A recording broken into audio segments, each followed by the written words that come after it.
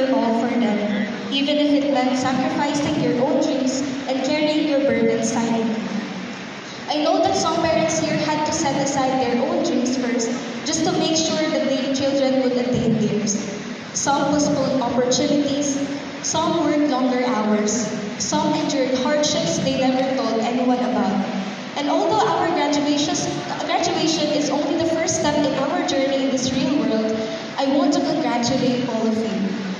Because our successes in this graduation are not solely our work. They are yours too. And the sixth word is unbreakable. For being an unbreakable pillar during times when we wanted to give up. For always being one call away. For always being a shoulder to lean and to cry on.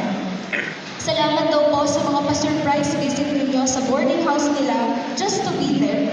Just to show your support and love for them. Thank you raw po sa pagsalinyo sa lahat ng masasakit na salita mula sa ibang tao at sa pagpupursige para makatapos sila sa kabila ng mga nasasabi ng iba. And we want you to know that kahit hindi nyo na ibibigay lahat ng gusto namin, that will never be a reason for us to hate you. Because as we grew older, we began to understand that love is not measured by what you can provide. Love is measured by what you are willing to sacrifice. And lastly, believer. Thank you for believing in us. For believing in us during the moments when we doubted ourselves. We want you to know that we are doing our best para masuklihan kahit maliit na bahagi lamang ng inyong mga sakripisyo. And thank you for celebrating all our milestones, however big or small. For always attending our recognitions kahit mahal ang gas, kahit mahal ang pamasahe. Tapos wala pang isang minuto na nasa stage tayo. Wait lang guys, medyo naiiyak ako.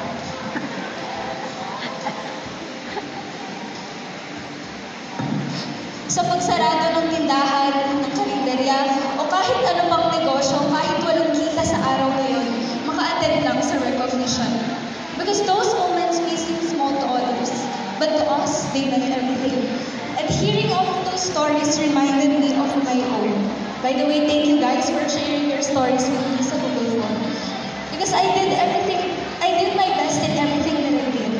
Some may have called me pabimbo sa mga performance tasks, and mga may nainis na din sa akin kapag may pagkakataon na naiinis ako sa score ko, kahit isa or dalawa lang naman yung mali ko.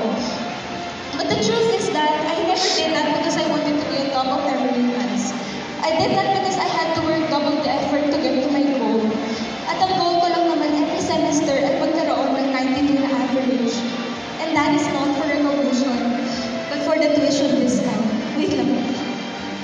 I had to work late at night reviewing, hindi dahil gusto kong makabisado lahat, kundi dahil na behind ako sa review kasi inuna kong tapusin yung academic commissions na tinanggap ko para magka-extra baon ako sa school.